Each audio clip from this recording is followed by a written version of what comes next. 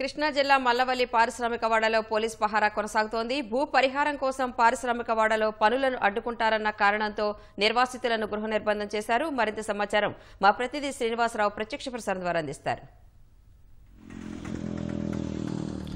Thank you రాణి. కృష్ణా జిల్లా బాపులపాడు మండలం మల్లవల్లిలోని పారిశ్రామిక వాడ నిర్మాణానికి భూములు ఇచ్చిన రైతులు తమకు నష్టపరిహారం చెల్లించాలంటూ ఆందోళన చేపట్టారు. ఈ నేపథ్యంలో రాష్ట్ర ప్రభుత్వం భూములు ఇచ్చిన రైతుల నివాసాల వద్ద ఒక్కొక్క రైతు నివాసం వద్ద 2-3 పోలీసులను మోహరించింది. వారెవరూ కూడా బయటికి రాకుండా ఆందోళన చేయకుండా పోలీసులు వారిని నిలువరించే ప్రయత్నం అయితే చేస్తున్నారు.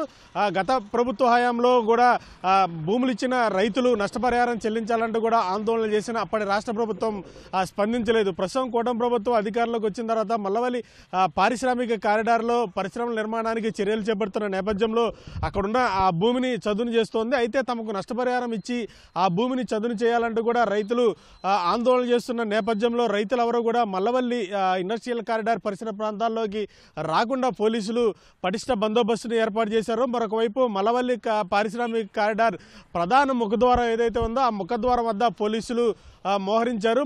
పారిశ్రామిక కారిడార్లోకి ఎవరో కూడా వెళ్లకుండా పోలీసులు నియంత్రిస్తున్న పరిస్థితి కనిపిస్తుంది. ఒకవేళ పారిశ్రామిక కారిడార్లోకి వెళుతున్న వారు ఎవరైతే ఉన్నారో వారందరినీ కూడా గుర్తింపు కార్డులు చూపిస్తూ ఎందుకు వెళ్తున్నారు, ఏ పని మీద వెళ్తున్నారన్న అంశాలను కూడా పోలీసులు వారిని అడిగి తెలుసుకున్న తర్వాత మాత్రమే మల్లవల్లి పారిశ్రామిక కారిడార్లోకి అనుమతిస్తున్నారు. గత ప్రభుత్వ హయాంలోనే అంటే 2014 నుంచి 19 హయాంలో 2016లో ఈ మల్లవల్లి పారిశ్రామిక కారిడార్ నిర్మాణం చేయడం జరిగింది. దాదాపు 500 మంది రైతులు నుంచి ప్రభుత్వం భూమిని తీసుకుంది. ఎందుకంటే ఇప్పుడు దాదాపు 1460 ఎకరాలు మొత్తం ఈ మల్లవల్లి పారిశ్రామిక కారిడార్కి సంబంధించి అప్పట్లో రాష్ట్ర ప్రభుత్వం భూమిని తీసుకుంది.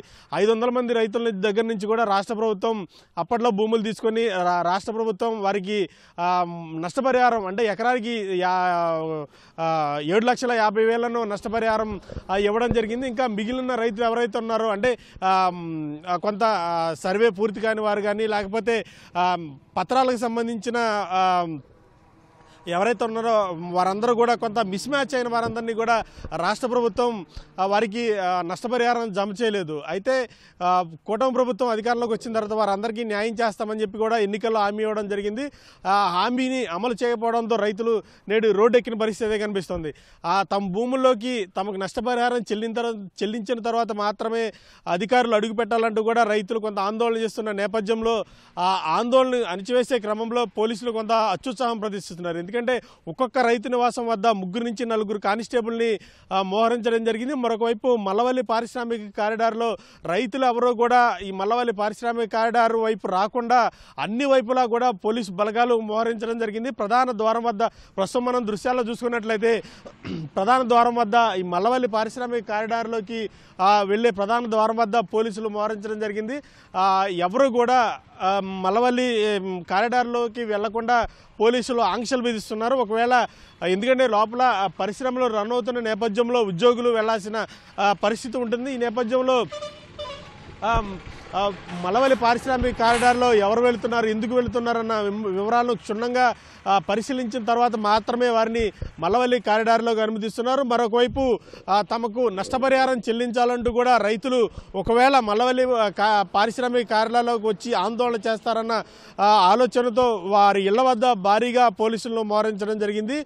ఎన్నికల్లో తమకు న్యాయం చేస్తామని చెప్పి హామీ ఇచ్చారు. ఇప్పుడు తమ ఇళ్ల వద్ద పోలీసులను మోహరించారు. ఎందుకు తెలియడం లేదంటూ కూడా రైతులు ఆందోళన వ్యక్తం చేస్తున్నారు. ప్రభుత్వం స్పందించి ఎవరైతే ఈ మల్లవల్లి పారిశ్రామిక కారిడార్కి భూములు ఇచ్చారో వారందరికీ కూడా న్యాయం చేయాల్సిన అవసరం ఉందంటూ కూడా రైతులు చెప్తున్నారు. ఇది కొన్న తాజా పరిస్థితి. కెమెరామెన్ సోమేష్తో శ్రీనివాస్, CTV న్యూస్, కృష్ణా జిల్లా బాపులపాడు మండలం మల్లవల్లి పారిశ్రామిక వాడ నుంచి.